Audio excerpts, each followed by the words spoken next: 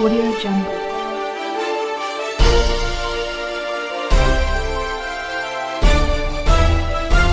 Audio Jungle. देखिए, corona के चलते हुए वेंटिलेटर्स, ऑक्सीजन कंसंट्रेटर्स की इसकी जो कमी महसूस हो रही थी, ये पूरे मुल्क भर में इसकी कमी महसूस हो रही थी। इस कमी को समझते हुए मजलिस इत्तेहादुल मुस्लिमीन के हमारे क़ायद बैरिस्टर असदुद्दीन अवैसी साहब ने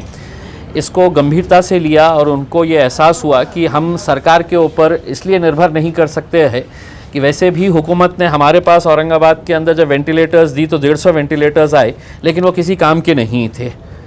सिर्फ डब्बे हमारे पास भेज दिए गए थे। असदुद्दीन अवैसी साहब ने अपने तौर के ऊपर जो मजलिस इत्तेहादुल मुस्लिमीन का ट्रस्ट है उसके ज़रिए औरंगाबाद में, मालेगांव के लिए, धुलिया के लिए, बिहार में बहुत सारे इक्विपमेंट्स जो पेशेंट्स को डायरेक्टली इसका फ़ायदा पहुंच सकता है वो इक्विपमेंट्स पहुंचाए हैं। असद साहब की मोहब्बत आप लोगों को मालूम है कि औरंगाबाद के लिए कितनी रहती है। उसे देखते हुए उन्होंने ये पूरा इक्विपमेंट्स यहाँ पर भेजा है, जिसके अंदर वेंटिलेटर्स है, जिसके अंदर ऑक्सीजन कंसंट्रेटर्स है, जिसमें मेडिकल के जो ऑक्सीमीटर्स होते हैं वो ऑक्सीमीटर्स है, थर्मामीटर्स है, थर्मामीटर्स के साथ साथ जो मेडिसिन का किट है, जो एक पूरा किट जो है ये अगर हम कोरोना के किसी पेशेंट को अगर देते हैं तो उसको थोड़ी सी डॉक्टर की सलाह लेके इसका पूरा फ़ायदा उसको पहुंच सकता है। उसको जाकर है तो ये मेडिसिन्स ख़रीदने की ज़रूरत नहीं पड़ सकती है, क्योंकि आज गरीबों को मेडिसिन्स ख़रीदने के लिए भी कितनी तकलीफ़ों का सामना करना पड़ा है, ये आप अच्छी तरह से समझ सकते हैं। तो ये इक्विपमेंट्स का इस्तेमाल हम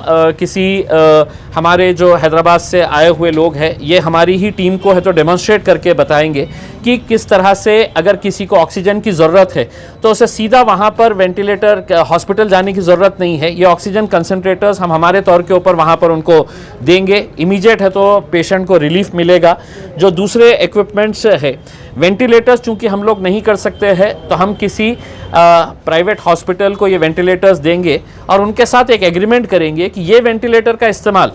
अगर किसी गरीब पेशेंट के ऊपर अगर वो करेंगे तो उससे वेंटिलेटर के चार्जेस नहीं लिए जाए। क्योंकि आज देख रहे हैं हम कि एक एक पेशेंट का बिल जो है वो प्राइवेट हॉस्पिटल के अंदर भी अगर देखा जाए तो लाखों रुपये के अंदर आ रहा है। तो हम बहुत कुछ तो नहीं, लेकिन हमारी तरफ से जितना हो सकता है हमने ये किए हैं।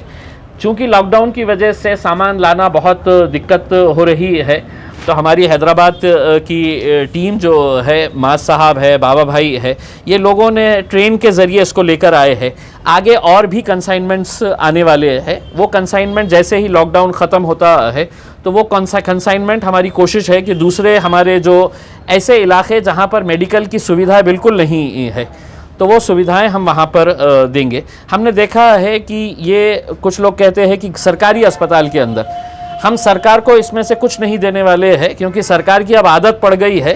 कि लॉकडाउन कर डालो, कोई ना कोई तो हमारी मदद करने के लिए आ जाएगा करके। हमने हॉस्पिटल की दशा कैसी है ये सभी लोग देख रहे हैं, तो हम लोग किसी प्राइवेट हॉस्पिटल के साथ ही ये टाई अप करके ये लोगों को ज़्यादा से ज़्यादा इसका फ़ायदा किस तरह से हो सकता है, उस इरादे से मैं औरंगाबाद, मालेगांव, धुलिया, महाराष्ट्र की आवाम की तरफ से खासदार बैरिस्टर असदुद्दीन अवैसी साहब का तहे दिल से शुक्रिया अदा करता हूँ कि ऐसे वक्त के अंदर बातें करने वाले बहुत होते हैं, लेकिन हकीकी तौर के ऊपर काम करने वाले, ये उसूलन अगर देखा जाए तो पिछले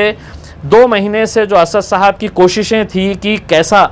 ये इक्विपमेंट जल्द से जल्द प्रोक्योर किया जाए, लेकिन आपको ख़ुद को मालूम है कि पैसा देने के बावजूद भी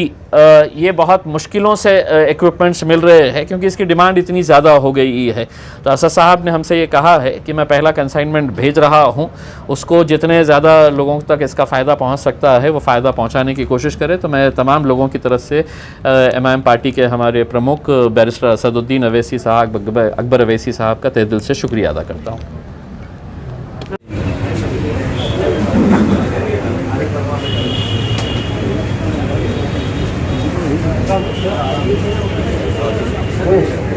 सचिन भाई सब आए यार,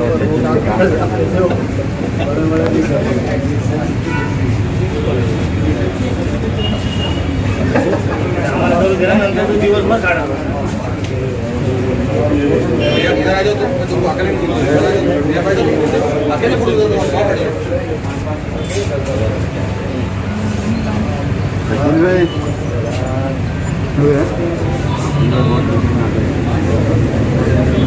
थोड़ा इधर हो जाओ।